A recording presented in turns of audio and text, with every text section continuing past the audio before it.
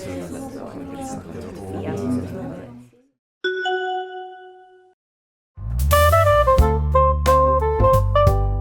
views and opinions expressed in these podcasts are those of the speakers and do not necessarily represent the views or positions of the Department of Modern Languages and Cultures or Baylor University.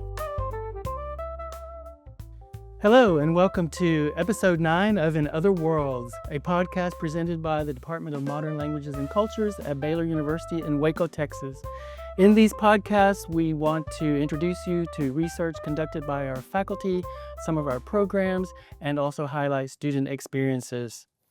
We welcome today 3 guests. First, I want to introduce Dr. Yuko Prefume. Dr. Prefume is a teaching professor of Japanese, and with her are 2 students who will appear. Salma Battisha, a recent alumna of the Japanese program at Baylor. Salma graduated from Baylor in December 2024 with a degree in computer science and a minor in Japanese. Salma is pre-sales solutions architect for Hewlett-Packard Enterprises in Houston. She came all the way from Houston today to join us. Our second student is Elliot Fujinami, a senior biology major at Baylor and also completing a Japanese minor. Elliot would join us partway through this episode of today's podcast. Welcome, and thank you all for agreeing to be our guest of In Other Worlds. Thank you. Dr. Prefume has been very active in the organization of local and state Japanese speech contests for many years. She has mentored many students, helping them prepare presentations in Japanese for competitive speech contests, including the National J-Live Talk, a Japanese language speech contest sponsored by the Department of East Asian Languages and Cultures at George Washington University in Washington, D.C. Salma won first place in a recent J-Live Talk contest. I believe that was 2023. Great. So we'll go right into our questions, and we'll start with you, Dr. Prefume. Yes. Can you give us a brief description of the Japanese speech contest, both the regional and state one, and then also the J-Live contest? Yes. So the Japanese speech contest has different levels. At the regional level, like the one in Dallas, students give speeches in Japanese, and they are judged on content, language skills, and delivery. And the top 2 students move on to the state level speech contest. And at the Texas State Speech Contest, students come from different regions, like in Dallas, Houston, San Antonio, Austin, and they compete each other at higher levels. Yes. And then, but this year, for the first time, the college level, they shifted from just giving the speech to a presentation format. And so to just adapt to, the way people communicate in today's society. It's still in Japanese, though, Yes, correct? it's in Japanese, of course. And then J-Live contest is a little bit different. It's a national presentation contest, and students give interactive presentations in Japanese using slides. And they judged on communication skills, creativity, and then engaging with audience. Interesting. Thank you. And Dr. Prefume, how many universities participate in the J-Live contest, or how many students are there? Okay, so I don't have the exact numbers, but every year, dozens of students across the country participate in this contest, and they have a preliminary round. And preliminary round, students submit video entries, and then only top 6 students selected to go to the semifinal. I see. Yes. So it's like an audition. Yes. And then out of 6 students, they only select 3 finalists. And then those 3 finalists are invited to George Washington University in Washington, D.C. So it is very selective. Yes. And J-Live takes place over 1 day or 2 days? Or just 1 day. 1 day. However, but still, they have to go through this preliminary round and then semifinal. So it takes like a long preparation. Long preparation time. Yes. Okay. So Salma, we'll come to you now. Tell us, how did you become interested in learning Japanese? Well, my first interaction with Japanese, I think, just started with being someone who's a little bit artistic. And Mhm. so I was always drawn to animation and therefore anime. And so I remember very fond memories in middle school. Just me and my friends would always, watch stuff together, draw the characters. And then I got more and more used to the language itself and the way that it sounded.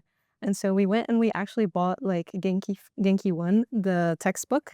And I'd learned just the basic scripts, hiragana and katakana, Mhm. through that, and just during middle school for fun. But whenever I entered college, then we also had the requirement of taking a couple Right. language classes, and I knew that, hey, this is something that I'm super interested in, and so that's where it started. That's fascinating. Fascinating. So, what motivated you to participate in the J Live contest? Perfume Sensei came to me and said, hey, there's this contest, you should join. And I felt incredibly honored because I Okay. have so much immense respect for her that to me it was almost wanting to make her proud. And so that was for me a big part of it. I didn't necessarily anticipate like winning or losing. That wasn't the point. But whenever I do something that I want to do for fun that isn't necessarily required, I think I tend to strive a little bit harder Mhm. than usual. Yes. Yeah. Well, I think you did make her proud. So I think And that's settled. what was special about Salma's case? I usually suggest students at like third year Japanese upper level courses. She was actually in the second year Japanese. Oh, okay. All right. Um, and Salma, then tell us, what was your talk about and what was your process for preparing for it? Yeah, so during the preliminary rounds, I think they gave us a set prompt. It was mostly like, what does a university education mean to you? And why did you, enter university? And so for that, we had a lot of sessions of sensei asking me questions, almost like a therapy session. And it was really just trying to get to the point of, okay, what is the point of education to somebody and why would you go so deeply into it? So once that was over and we were able to get through that round, you record basically your final presentation, just like a draft of it, essentially. And so for that, I wanted to talk about time and beauty. And it was a bit abstract, but the premise was that, time will wait for you to observe the beauty in the world. And, just because things are so fast paced, there isn't really a reason to freak out all the time. There is a point where you must like sit down, relax, and just observe the world and appreciate it for what it is. And that's what I tried to tackle in that talk. How long is the J Live presentation? The presentation is 3 minutes, I believe. I think it was like Or is it? four, Or 4 or 5 minutes. Okay, Yeah, maybe yeah, 5 minutes. yeah. And then, because you had a couple of minutes at the end for questions. Questions. Okay. Yes. Yeah, and that was actually my favorite part. I really enjoyed getting asked questions. And did it seem to go by very quickly or go by very slowly? I always get into a bit of a, I don't know, like tunnel vision. So it does seem to go quickly. You're not really progressing as much as you're just like going through it. And then suddenly it's over. Right. And I think maybe that's just my lack of presentation skills at the time as I continue to learn and grow. But once the question part started, I actually felt a bit more present, and being able to communicate with the audience and the judges, I think really meant a lot to me, because then I felt like I understood what I was saying and that I fully acknowledged it. Great. Good. Okay. So I understand that as a first place winner of the J Live contest, you get an expenses paid study abroad experience in Japan. So can you talk about that? Where were you, and did you live with a host family, or how was that program structured? Yeah, so it was honestly an amazing prize, something that I'd always wanted to do. So we were able to go to Nagoya in Aichi Prefecture to Nanzan University. And so at Nanzan, they had different options in terms of where you would be hosted, but I had preferred to sort of be in a dorm just because I didn't, want to, I do struggle a little bit with, putting certain expectations on other people. So Sure. I wanted to be in my own dorm, and they had that option with like a little kitchenette and everything. And my dorm was 20 minutes away from the university. So it was quite interesting because you had to make the trek essentially up a mountain every day. So lots of activities. And Nagoya is known for its really rainy season whenever we went, because it was the summer. So it was about a month there. The first day they did an exam where they would judge basically which class you would fall into in terms of level. And I felt pretty prepared, so ended up being in like the 4th out of 5 levels there. Great. Yeah, and they also offered you to join like more creative classes. So I did ikebana, which was flower arrangement, and then budo, which is martial arts. Martial arts. Yeah. Okay. It was a very fun experience there. Yeah. Great. Okay. So Salma, can you tell us what is a favorite Japanese phrase or word that you have?